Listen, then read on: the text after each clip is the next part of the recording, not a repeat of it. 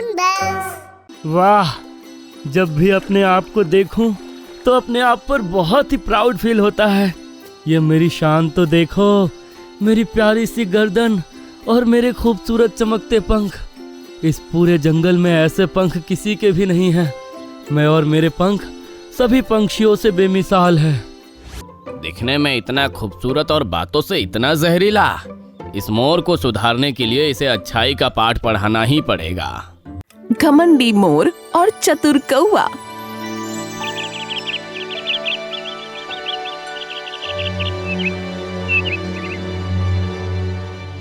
बर्डलैंड जंगल में राजा ईगल के शासनकाल में वहां के पंछियों की जिंदगी बहुत खूबसूरत थी।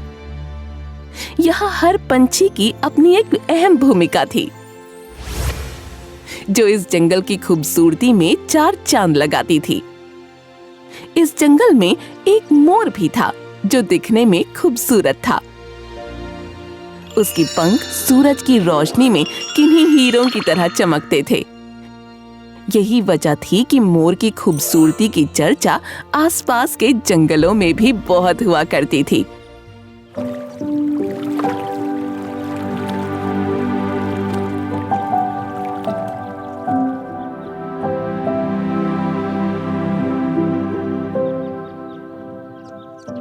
जरा उस मोर को तो देखो, कैसे चेहरे पर गुरूर लिए इधर उधर घूम रहा है, जैसे उसे किसी से कोई बात करने की जरूरत ही नहीं है।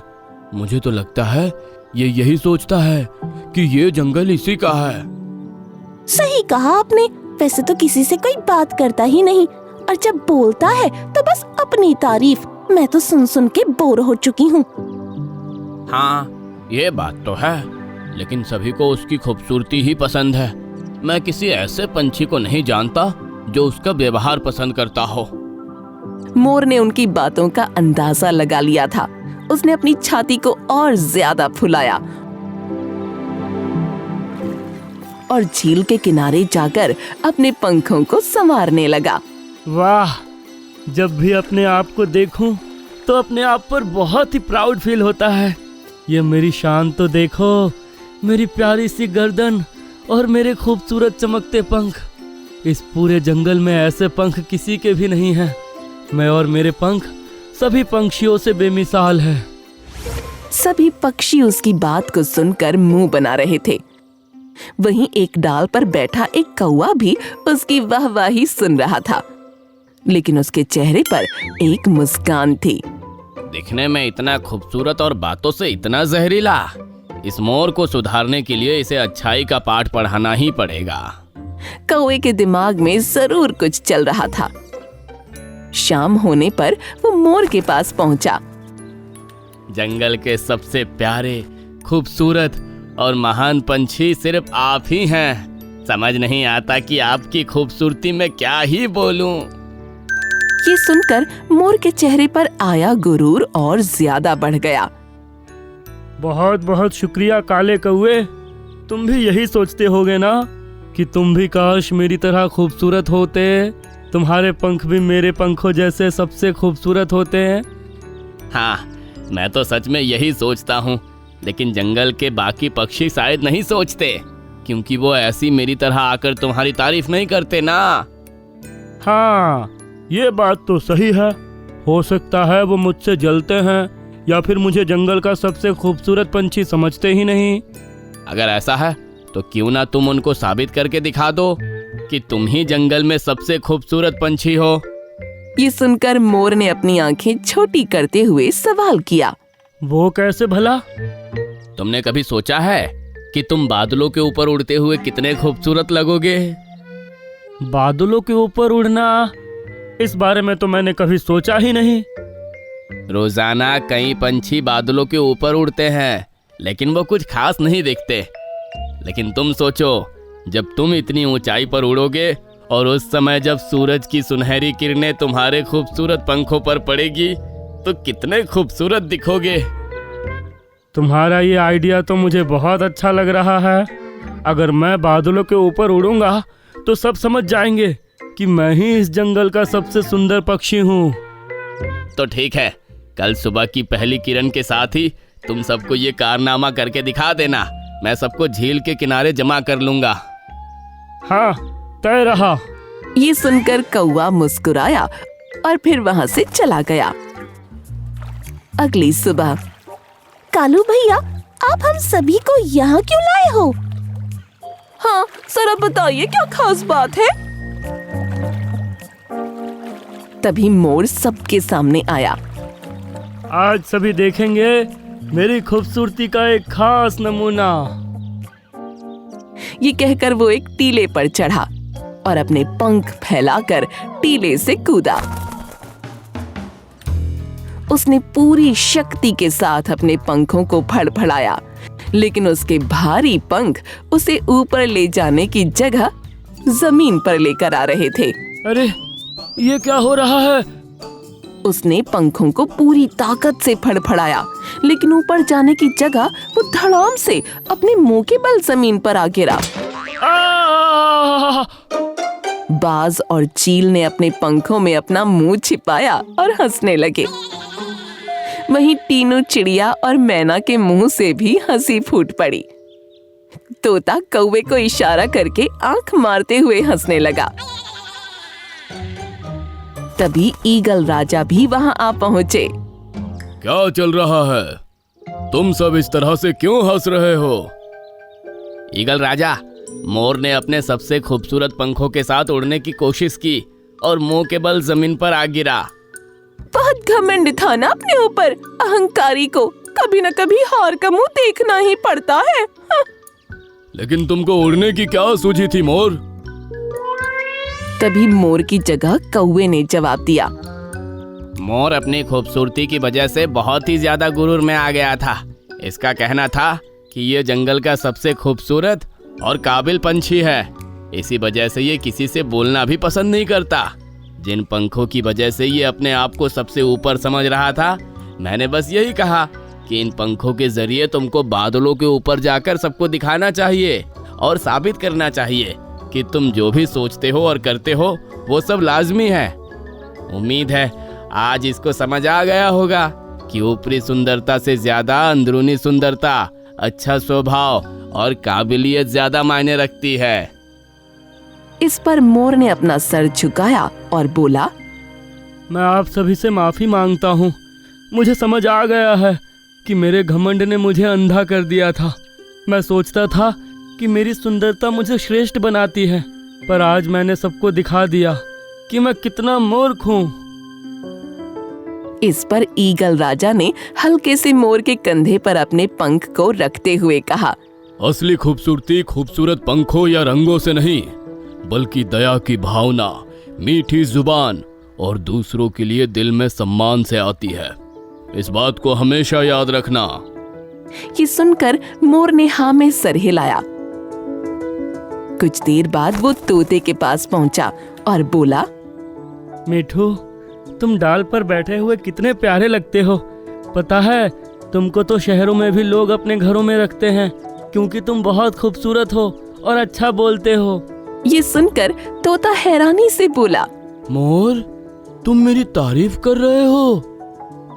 हाँ, क्योंकि तुम तारीफ के काबिल हो। वाकई? तुमसे ये सुनकर बहुत खुशी हुई मोर।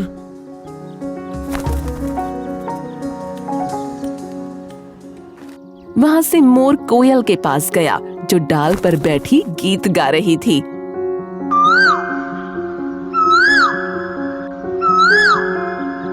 कोयल, तुम्हारी आवाज बहुत प्यारी है। जब भी तुम्हारा गाना कानों में जाता है तो दिल को बहुत सुकून मिलता है। ओ प्यारे मोर, तुम्हारा बहुत शुक्रिया। मैं खास तुम्हारे लिए और अच्छा गाती हूँ। ये कहकर कोयल गाना गाने लगी और मोर उसे सुनने लगा। अब सभी को मोर का स्वभाव अच्छा लगने लगा था। वो सभी से अच्छे से बात करता और सभी पंछी इस बात का श्रेय कौवे को दे रहे थे, क्योंकि उसी की वजह से मोर ने सीखा कि असली सुंदरता अंदर से होती है, बाहरी दिखावा किसी काम का नहीं।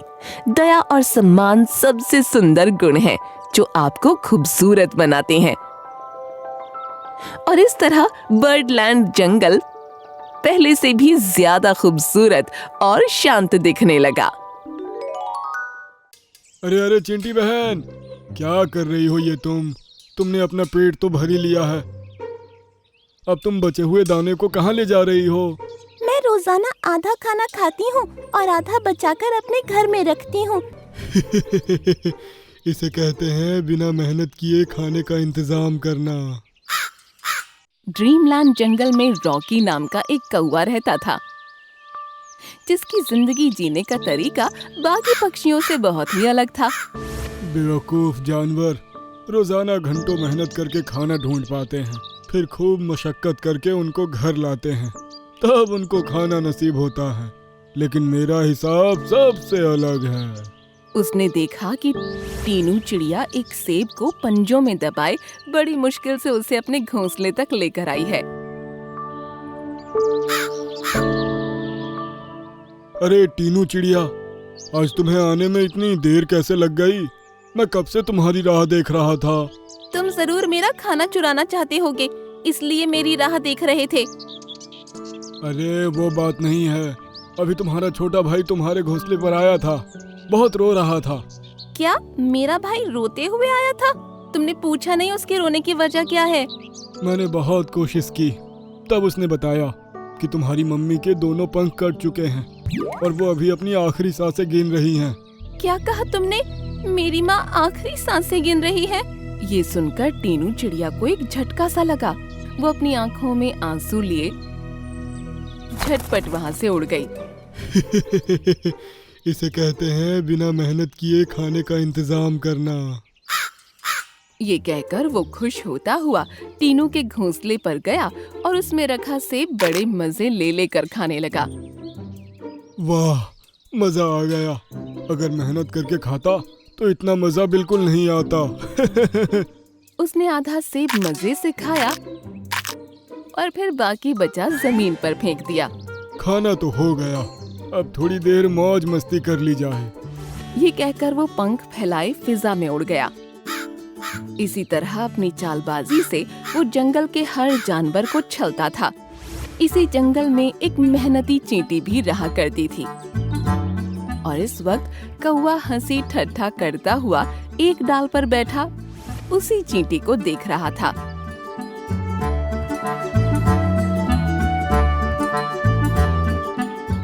उफ, कितना भारी चना है।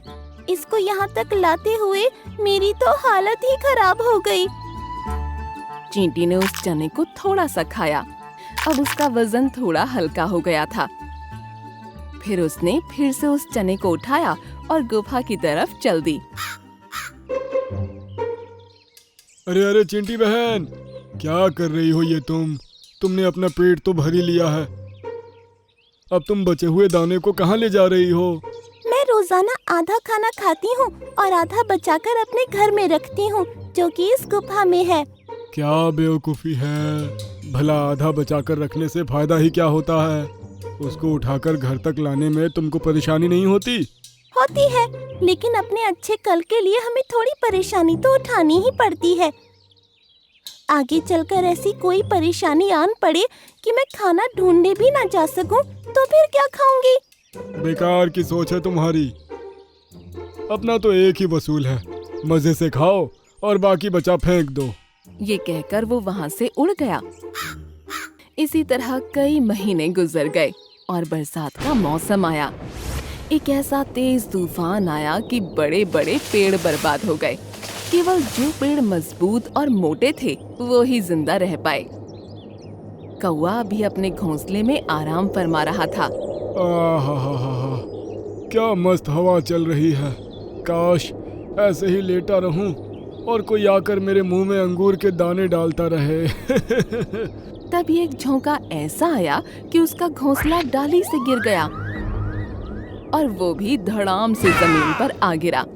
अरे बाप रे, बारिश आ रही है, वो भी तूफानी। मुझे तो पता ही नहीं था। उसने देखा कि उसका घोंसला बह गया और आसपास के पक्षियों के आशियाने भी खत्म हो रहे हैं। ये क्या हुआ? मैंने तो इस बारे में सोचा ही नहीं था।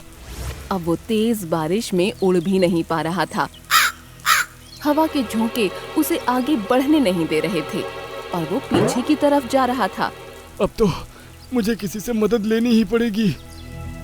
ये सोचकर वो टीनू चिड़िया के पास गया, जो कि अपने भाई के लकड़ी के घर में ठहरी थी। टीनू चिड़िया, अरे वो टीनू चिड़िया। उसकी आवाज सुनकर दरवाजा खुला और टीनू बाहर निकली। टीनू, मुझे भी अपने घर के अंदर ले लो। मेरा घोंसला बह गया है और मेरी तबीयत भी ठीक नहीं है। ओह, तुम्हारे कौन से एहसान के बदले में तुम्हारी मदद कर दूं? बताओ। मैं मुसीबत में हूँ। तुमने उस दिन मेरी मम्मी के पंख टूटने की झूठी खबर सुनाकर मुझे कितना परेशान किया था ना। मैं भूखे पेट उड़ चली थी। अब तुमको समझ आएगा कि भूखे पेट मुसीबतों का सामना करना और मेहनत करके खाना कितना मुश्किल होता है।